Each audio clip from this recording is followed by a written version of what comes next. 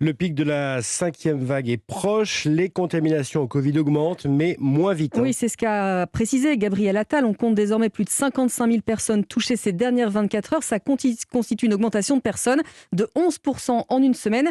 La pression hospitalière reste préoccupante et d'ailleurs, 7 régions ont activé le plan blanc. C'est le cas depuis hier soir de la Normandie et de la Bretagne. Et c'est dans ce contexte, Lénaïque, qu'il faut préparer les vacances de Noël et ces millions de voyageurs. Oui, qui vont transiter. C'est pour ça que la SNCF va davantage contrôler les passes sanitaires des usagers.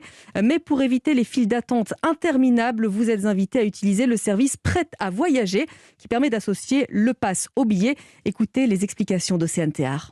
Sur les quais de la gare de l'Est, la mécanique est bien huilée. Contrôle des passes sanitaires, s'il vous plaît. 5 agents SNCF en gilet bleu sont postés à l'embarquement de ce TGV direction Strasbourg. Ils sont 5000 pour l'instant, répartis dans 20 grandes gares en France. Mais la SNCF veut doubler l'effectif pour les vacances de Noël.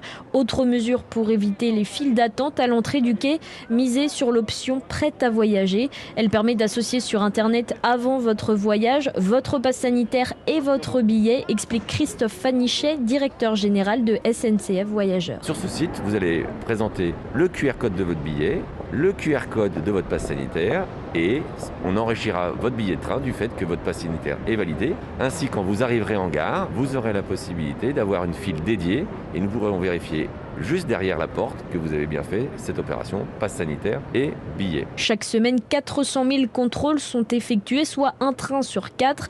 À la veille des fêtes, la SNCF veut intensifier la cadence à un train sur 3.